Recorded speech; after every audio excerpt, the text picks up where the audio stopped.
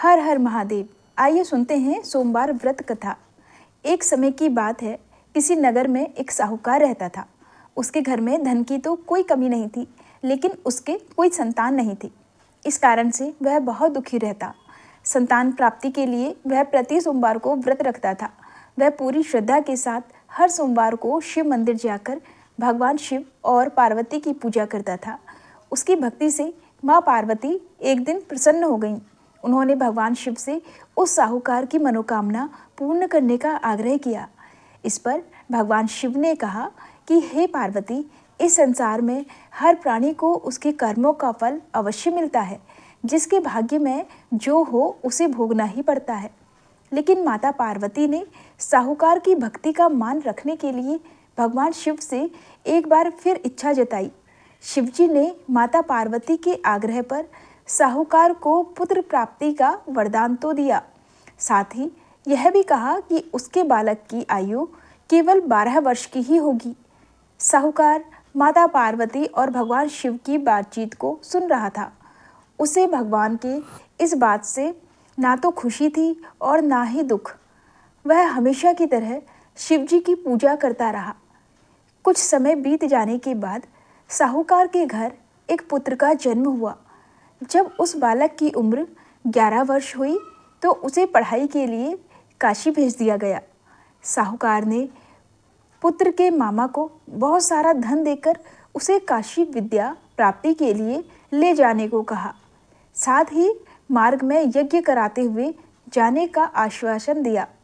साथ ही यज्ञ स्थल पर ब्राह्मणों को भोजन कराने और दक्षिणा देने को भी कहा। दोनों मामा भांजे साहूकार के निर्देश अनुसार यज्ञ कराते और ब्राह्मणों को दान दक्षिणा देते काशी की ओर चल पड़े।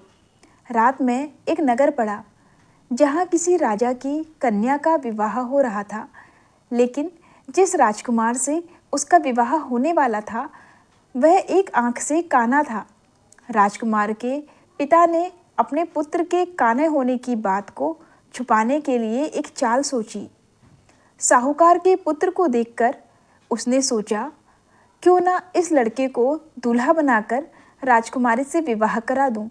विवाह के बाद इसको धन देकर विदा कर दूंगा, फिर राजकुमारी को अपने नगर ले जाऊंगा।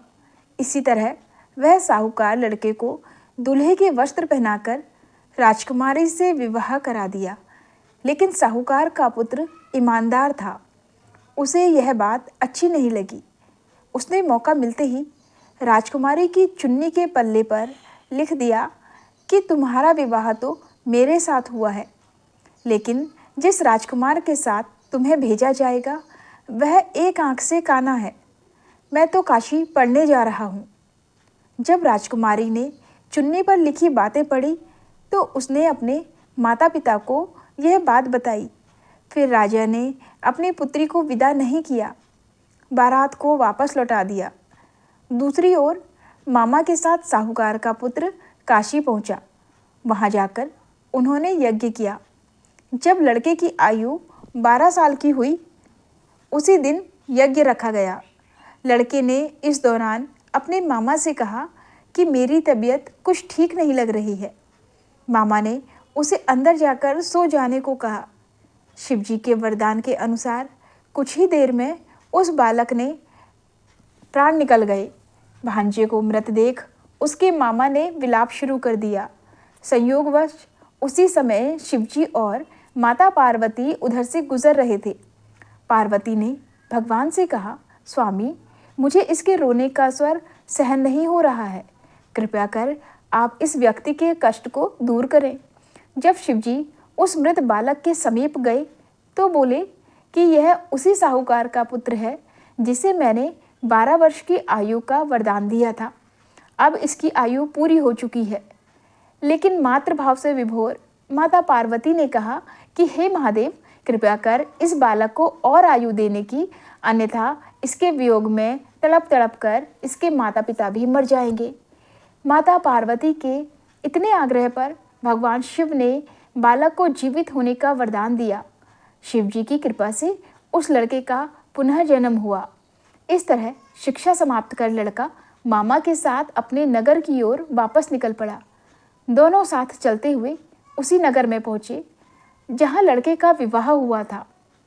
राजा ने लड़के को वहां पहुंचते ही पहचान लिया।